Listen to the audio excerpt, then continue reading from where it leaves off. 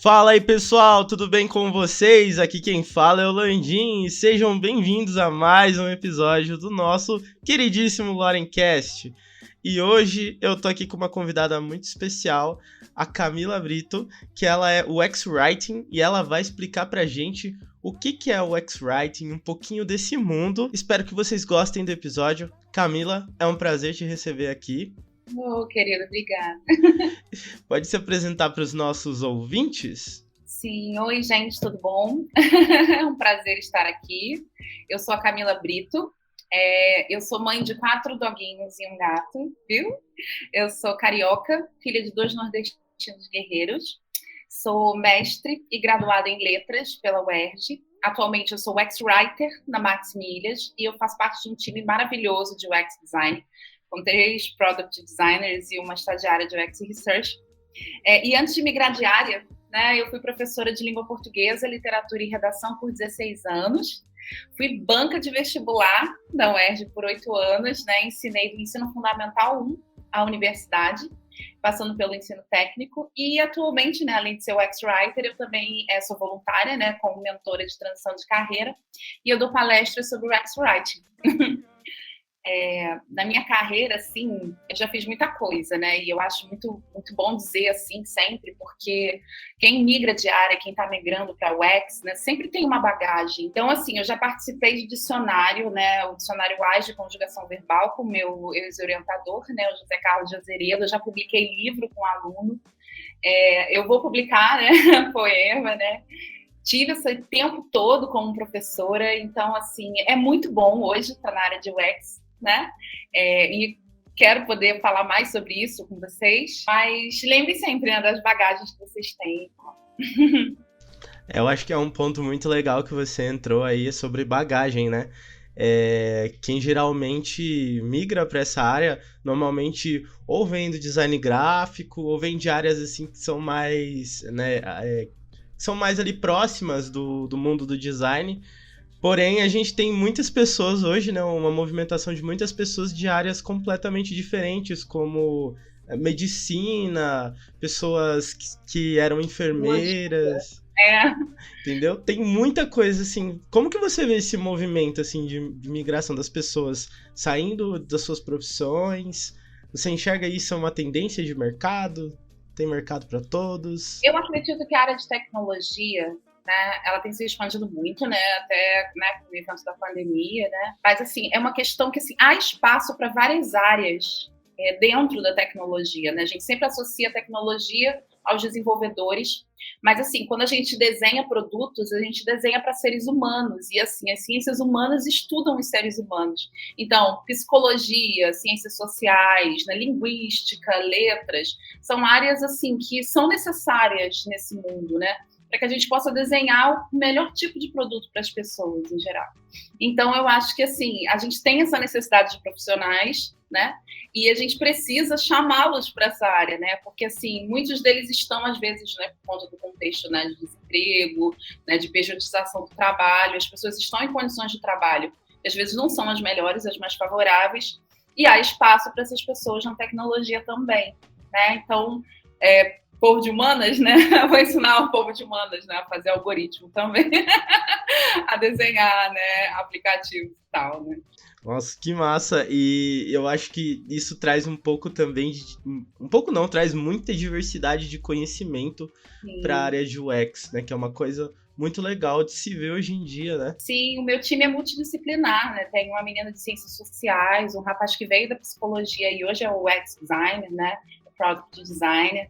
Eu, né, vim da letras, né, sou mestre em letras, e aí, assim, você imagina, né, por que não um linguista na tecnologia? Claro, né, quem toma conta do texto, né, são, né, os cientistas da linguagem mesmo. E é muito legal porque a gente tem essa inserção de outros conhecimentos dentro da área. E pegando esse gancho, quem nunca ouviu falar desse termo, o X-Writing? Às vezes as pessoas entram ali numa página da internet, numa página de faculdade, vê esse termo e fica assim, meu, o que é isso? Você pode explicar pro pessoal o que é? Sim, para começar, o X-Writing, né, é um termo em inglês, então, assim, quem não entende de cara, não se preocupe, mas, em geral, a gente faz a escrita, né, para a experiência do usuário, né? Então, assim, o que o X-Writing é, né? É o design de conteúdo para as interfaces digitais, com foco na experiência da pessoa usuária, da pessoa humana, né, que vai utilizar aquela interface, né? De maneira geral, a gente faz uma escrita instrucional, né, uma escrita que tem o objetivo de orientar as pessoas, né, no fluxo dos apps e dos sites. E os sites, né, também usados pelo celular, a gente também desenha, né, pensando que texto vai estar ali, vai ser lido ali. Então, assim, a gente atua muito escrevendo nas interfaces, no writing, né, nas interfaces dos apps e dos sites. E, assim, pensando numa questão de orientação, né, o X-Writer também atua naquelas frequently asked questions, né, as FAQ, as perguntas frequentes, a central de ajuda, né, a gente também orienta nesse sentido. Quando você vê lá no site, né, como eu posso, né, realizar o pagamento por cartão de crédito, né? Aquela pergunta ali, aquelas respostas, né, elas foram feitas por um X-Writer também, além dos botões, além dos títulos ali, né, no app, no site. A gente também atua nos e-mails transacionais, né? Quando você compra algum produto e recebe uma confirmação de compra por e-mail, aquele e-mail também é um X-Writer que faz, porque ele toma conta de toda a jornada do usuário, desde que ele entra no aplicativo até quando ele finaliza uma compra, por exemplo, ou no nosso caso, né, reserva um hotel ou uma passagem, e aí a gente avisa ele que está tudo certo, que não está, ou quais são os próximos passos e tal. Então, a gente atua assim. De maneira resumida, a gente orienta, a gente guia, a gente pega na mão escrevendo, né? Olha, você aperta esse botão aqui, aí você, né, vai para uma outra tela que tem um título que te orienta, que diz o que você deve fazer ali, e realizar uma tarefa, né, ou encontrar uma informação.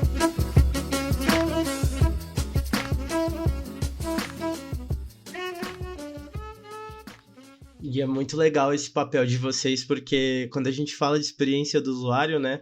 Eu até estava esses dias lendo aquele teste da mãe, né? Que você vai, para você saber se a sua, né, se o que você fez, o projeto que você fez está claro o suficiente, você apresenta para sua mãe, né? Se ela entender, tá show. Se ela não entender, então a gente tem que melhorar um pouquinho a comunicação, né?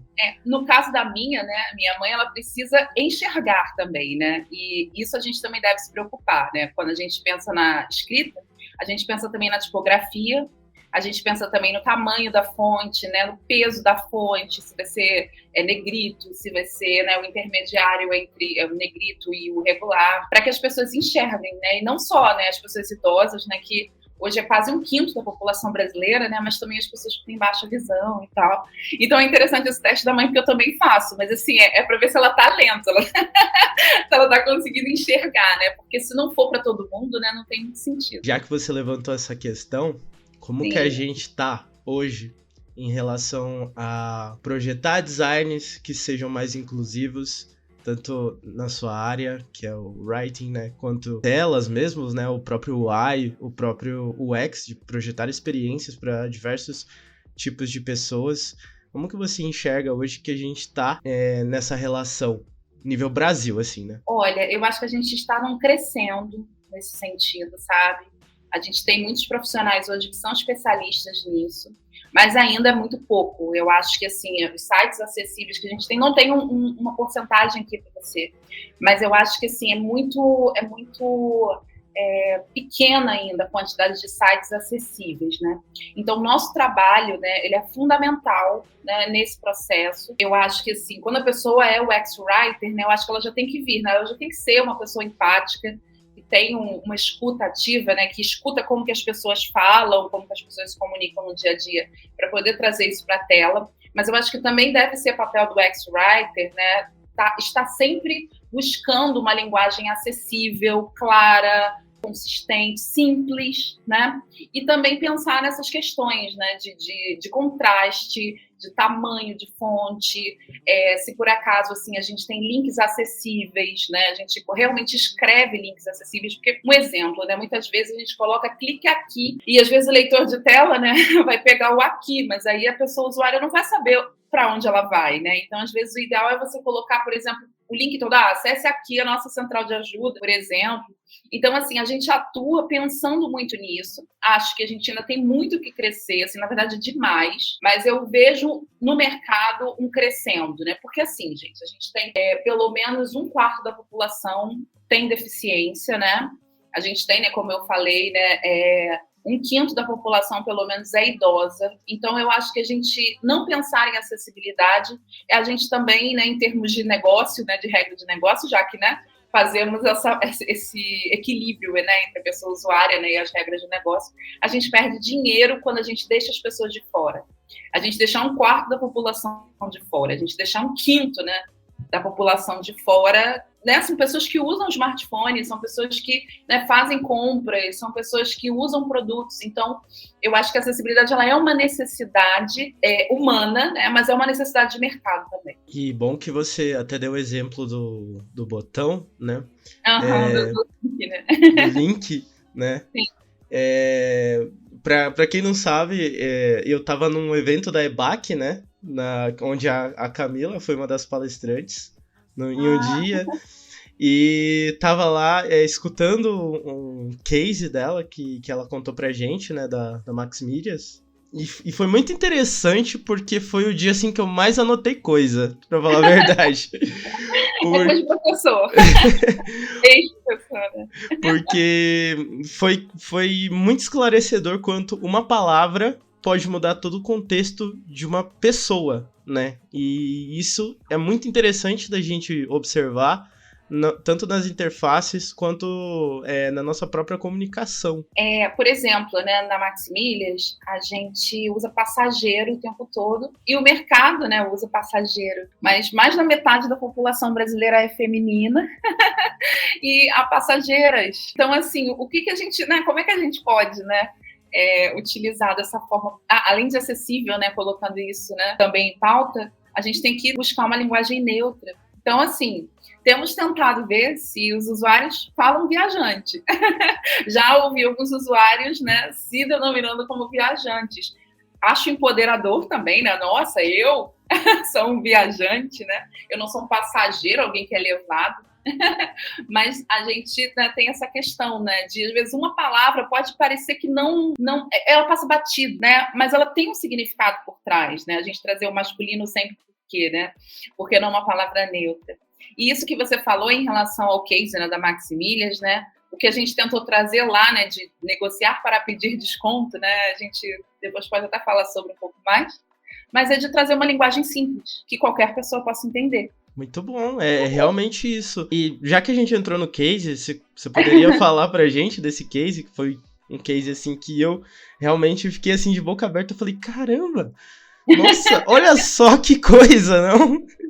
Eu acho assim, que, bom, quando a gente trabalha numa empresa, né, a gente fala muito de proatividade, né, a gente fala muito de sangue no olho, vestir a camisa, mas assim, eu acho que é isso mesmo, né, então assim, na Maximilhas a gente tinha uma feature, né, em que as pessoas, elas, antes de reservar o hotel, elas podiam apertar um botão, né, e seguir um fluxo, em que elas poderiam pedir desconto para o hotel e pagar menos na reserva, menos ainda.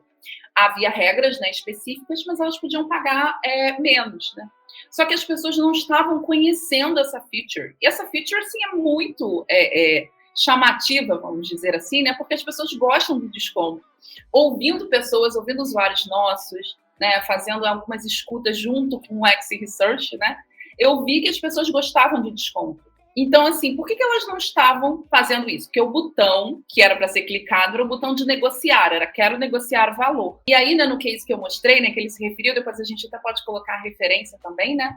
Mas quero negociar valor, e negociar é muito associado à dívida. Então, aí eu fiz um benchmarking, assim, né? Falei, não, eu não gosto desse termo, mas eu tenho que pesquisar, eu tenho que comprovar, eu tenho que trazer a pessoa usuária para dizer qual seria o melhor termo para a gente usar. E aí, do negociar, a gente passou, né, por conta de um usuário que disse pedir desconto, a gente começou a utilizar pedir desconto, né? Mas isso não veio também da minha cabeça, né? Em vez de quero negociar o valor, pedir desconto.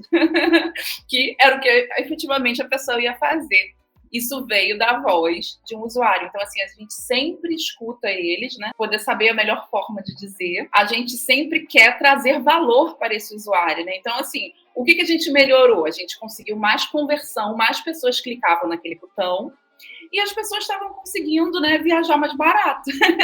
Então, né, todo mundo, no fim das contas, ganha quando a gente escolhe um termo mais adequado para que ele execute uma tarefa, né? E aí a gente consegue equilibrar, né, esse negócio junto com as pessoas em geral.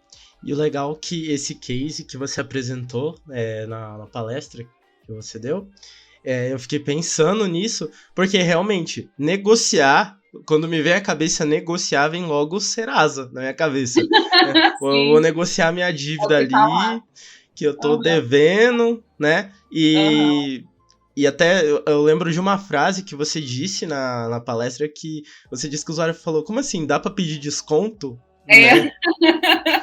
Sim. Que foi... Como assim pedir desconto? Eu não sabia, né? Que coisa boa! Agora negociar eu não quero não, né? Negociar não. Porque assim, você vai viajar.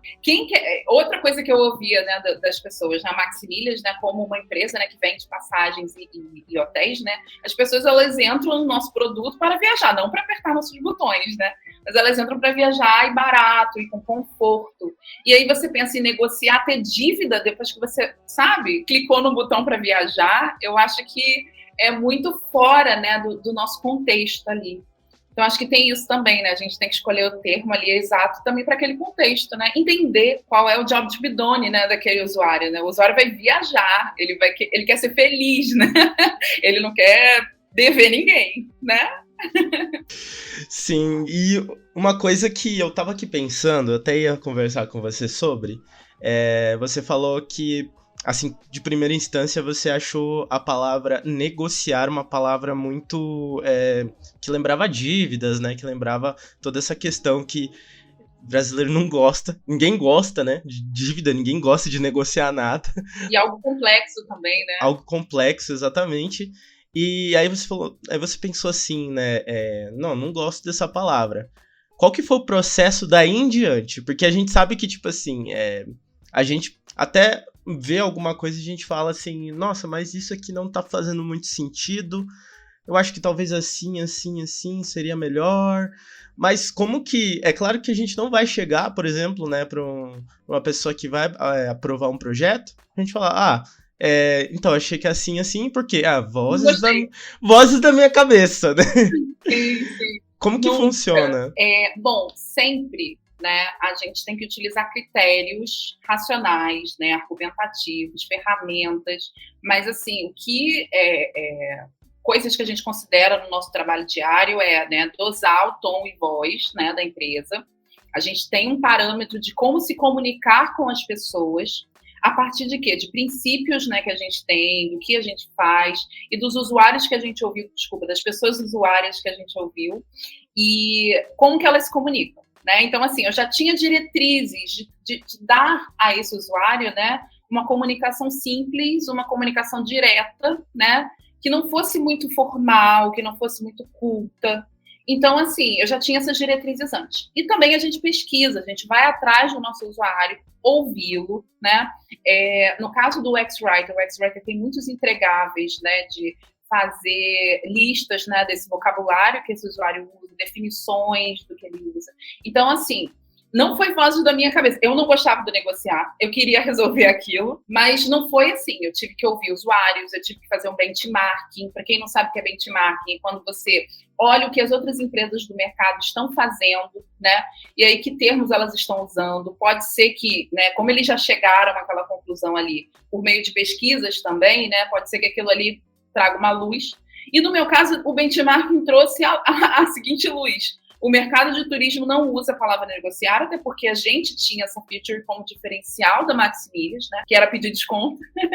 E o mercado me disse o quê? Que negociar era um termo do SPC, do Serasa, do Acordo Certo, era um termo desconectado daquela função, né, da Maximilhas de fazer as pessoas viajarem mais. Mas também ouvi os usuários, também teve pesquisa quantitativa, que foi uma pesquisa em que a gente perguntou para as pessoas: você sabe como conseguir desconto na sua reserva de hotel? e as pessoas, 81% das pessoas não sabia. Então, assim, eu já tinha um dado de que aquilo ali não era só ruim para mim. Eu não estava entendendo. As pessoas não estavam entendendo. As pessoas, por exemplo, uma das perguntas que a gente fez na quantitativa foi se as pessoas lembravam, né, desse recurso do desconto. Lembravam do que era negociar e as pessoas não lembravam nem de ter visto. Então, é como assim, o nosso cérebro, né? Negociar, não. Não quero, né? Passa batido. E assim, também analisei o significado de negociar, e aí me trouxeram, vou mudar o botão, vou tirar, vou botar um sinônimo, né? E aí os sinônimos era traficar, barganhar, eu vou botar traficar, não dá, né? A gente vai mudar nosso job to be done, nosso negócio ali, só com uma palavra. Então, assim, realmente não pode ser vozes da cabeça. A gente tem as diretrizes de tom e voz, a gente dosa o tom e voz, a gente ouve a pessoa usuária e a gente também, né, conversa com os times. Também, assim, quando eu fui fazer a auditoria de conteúdo e mudar, negociar, tirar ele do site, não era só no botão que ele estava, né? Estava em muitos lugares. Eu tive que conversar com o jurídico também. Então, assim, a gente tem que escutar bastante, né? Não só as nossas vozes, as vozes de todos. E a gente também tem que ter essa lógica de eu não vou realizar mudanças sem argumentos concretos, né? Acho que a gente trabalha muito assim também. Sem testes, por exemplo, sem dados, sem pesquisa. Sim, é uma coisa que até, né, eu ia puxar justamente para essa resposta, acho que foi até meio tendencioso. Mas, realmente, né, não dá pra gente basear, principalmente, eu venho do contexto que eu sou designer gráfico. Né? Então, a gente não pode se basear nunca, né, numa coisa que a gente acha, e sim em uma pesquisa que a gente precisa ter antes, né? E ainda falando de contexto, eu venho de um contexto de uma cidade que tem aproximadamente 60 mil habitantes. Então, é uma cidadezinha. Então, assim, a maturidade claro, tem cidades menores, né? Mas a maturidade de design da cidade é muito pequena ainda. As pessoas não sabem, né? E é esse o nosso papel, né? De levar esse conhecimento para as pessoas do porquê que o nosso trabalho é importante, né? Sim, com certeza. Porque a gente tem um Brasil muito grande, muito colorido, muito diverso, né? E eu acho que isso tem que ser considerado, né? Esse gesto que eu te falo, de trazer uma linguagem simples, pensando no Brasil todo, né, nos contextos vários que a gente tem. Tanto que quando a gente ouve, né, as pessoas usuárias, a gente ouve pessoas do Brasil todo, né? Senão não tem como. 91% do nosso público lá no Max Milhas é brasileiro. E são pessoas de cidades pequenas, grandes, né, metrópoles. Eu cresci, né, numa metrópole no Rio de Janeiro. Hoje eu moro numa cidade pequena, no Maranhão, São José de Ribamar. E eu não posso deixar de pensar que as pessoas daqui podem utilizar esse produto e podem não estar entendendo alguma coisa. Então, eu entendo bem o que você diz. E, assim, é esse gesto no sentido, né, de escrever para todos, né? Acessível ao ponto de que minha mãe entenda, né? Faça um teste da mãe. Faça um teste da mãe. Sim. E é uma coisa que eu também queria dizer, né? Isso também é importante no nosso contexto. Foi testado, né? Quero negociar o valor versus pedir desconto. Existe um teste de conteúdo, né? Que também é utilizado em UX Design como um todo, né? Em que os desenvolvedores, né, fazem o seguinte: metade do site vai aparecer com um botão, a outra metade vai aparecer com outro botão. E a gente teve mesmo o maior número de cliques com pedir desconto. Então, assim, além, né, do processo anterior da pesquisa, né, é sempre importante o designer lembrar que ele tem que testar, que os produtos eles mudam, né, é vivo e mutável. Então, assim, a gente precisa testar sempre para ver se a gente está atingindo sempre. Então, não foi só, né, convencer, né, as pessoas a fazer isso. A gente tem que ter dados também de que as pessoas respondem a isso, né? E a gente vai testar de novo mais pra frente, entende? Sempre tem que estar testando. Sim, com certeza. Até esse foi um ponto legal que você levantou. Com a mãe e com todos. Até um ponto legal que você levantou, que o trabalho do designer, ele nunca tá finalizado, né? Um projeto, ele nunca é finalizado. Porque, por exemplo, se a gente pegasse o contexto da sociedade de 10 anos atrás, não seria a mesma sociedade de hoje, né? As comunicações seriam diferentes e daqui 10 anos vai ser diferente. Como que eu consigo fazer com que o meu design, o meu produto, seja desejável, não desejável, mas que faça sentido para as pessoas, desejável também, mas que faça sentido para as pessoas no passar do tempo, no passar dos anos. O nosso processo, né, como designer, eu sou designer de conteúdo, mas o nosso processo também envolve interação, né? A gente faz a ideação, né? A gente faz a exploração, mas a gente também faz a iteração, tá? A gente faz testes, muitos de usabilidade, né, para ver se o fluxo está intuitivo, mas também testes de conteúdo para saber se o conteúdo está sendo, né, acessível, está sendo entendido pelas pessoas, se a leiturabilidade está suficiente, né? E a iteração faz parte desse processo. Reescrever depois de uma entrega também é possível, é bom e é o melhor para os produtos. Assim, não tem como a gente parar no tempo. E cada vez mais, né, outras features vão aparecendo, né? O nosso produto, ele também é escalável, né? A gente começa, né, do jeito, por exemplo, a gente começou com passagens, venda de milhas, agora a gente já tem a reserva de hotéis, né? A gente tem pacotes, né, completos com voo e hotel. Então, assim, né, vai aumentando também o produto. E aí, né, a gente tem hoje o exercício lá de renovar nossas personas, estudar qual é a atual jornada do nosso usuário.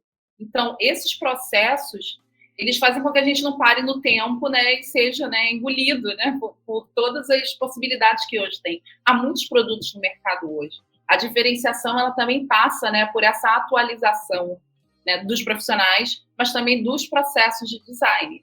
Então, assim, a iteração é fundamental, a iteração não abro mão, e acho que, assim, não é à toa, né, que a gente, quando pensa, né, no diamante, né, a gente pensa, né, no diamante, né, e a gente tem, né, sempre que explorar, mas a gente também, né, tem que convergir, a gente sempre tem que explorar esses novos contextos, os novos públicos. Sim, com certeza. Às vezes a gente acaba não convergindo, né? A gente só vai numa reta. Aumentando, exatamente. A gente não converge, vê como é que tá, né? A gente vai só lá, né, explorando, e não pode se perder, né? Não, com certeza. Camila, eu gostaria só de encerrar agora o nosso papo, mas antes de encerrar o nosso papo, gostaria de deixar esse espaço aberto, se você quiser conversar com os nossos ouvintes, falar um pouco de UX Writing. Eu acho que para o contexto do Lorencast, né, o Lorencast ele foi pensado, né, para que seja uma ponte para quem não sabe nada de design, para vir para o design e saber que aqui tem um mundo repleto de coisas que o pessoal nem imagina, né? Então, gostaria de deixar esse espaço para você falar o que você quiser sobre sua área, para você falar a respeito dos seus projetos, sobre você, deixar suas redes sociais e também deixar uma frase de efeito para os nossos ouvintes. Uma frase de efeito, né?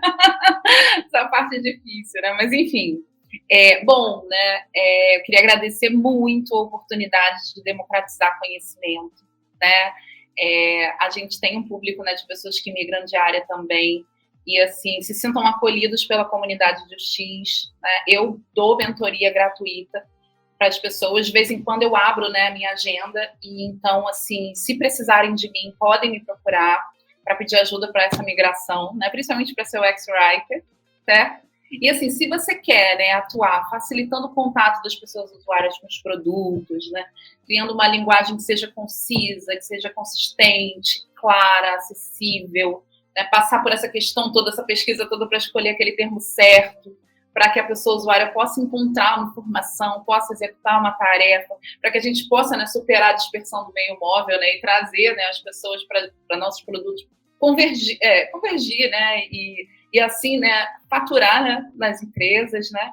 Eu acho que tem espaço, sim. A gente tem uma questão no mercado hoje que, assim, a procura por plenos e seniores é muito maior, mas eu acredito também que o mercado vai acolher os juniores, porque os juniores, eles têm muita vontade de trabalhar. Eu sou um júnior, né? Cheia de vontade de trabalhar, cheia de bagagem, sangue no olho. Então, eu espero que o mercado acolha e treine esses juniores, porque eu acho que cada vez mais a gente vai precisar, né, de profissionais pensando nisso, principalmente porque tem muitos UX Writers que atuam como designers de conversa de chatbot, e o mercado de chatbot tem crescido muito. Hoje, na Maximilias, eu garanto, né, eu ajudo a garantir, né, que o nosso bot, feito por uma empresa terceirizada, né, que ele esteja de acordo com o nosso tom, de acordo com a nossa voz. Mas, assim, também tem aquele, né, o UX-Writer, que desenha conversa, né, que escreve ali o que aquele assistente virtual vai trazer. Então tem espaço também nessa área, e assim, é um trabalho que exige quem é especialista em linguagem, né, quem foi redator, ou quem foi linguista, quem é professor de linguagem, né, que se formou para fazer isso, né. Então eu acho que assim, tem espaço para todo mundo. Se precisarem de ajuda, estou aqui. Se precisar de mim, pode me procurar no LinkedIn. No LinkedIn eu sou Camila Brito. É a principal rede em que eu entro em contato com as pessoas. Então pode me procurar lá. Atualmente eu faço mentoria, né, para pessoas que estão em transição de carreira. Sempre eu abro a agenda, coloco lá no LinkedIn. Então, né, se quiser seguir. E, bom, né, para finalizar, né, eu gostaria de falar uma frase. Eu acho assim, né, uma frase da Viola Davis, né, que a representatividade é a manifestação física da realização dos nossos sonhos. Então, assim, quando eu estou aqui como mulher preta, na tecnologia, eu represento muita gente que já quis estar aqui, não esteve, né, e represento a possibilidade de muitas pessoas estarem aqui. Então, é o nosso lugar, né, onde a gente quiser estar, né, o lugar da pessoa preta, o lugar da mulher, é onde ela quer estar. Então, esteja. A comunidade de UX é uma comunidade muito receptiva. A comunidade de UX Writing, então, nem se fala, né? É o jabá, né? Então, assim, vou puxar, né, a brasa para minha sardinha. Mas precisando de mim, pode chamar. Eu vou tentar ajudar da melhor forma possível. E dá, viu? Dá para migrar de área, dá para aprender.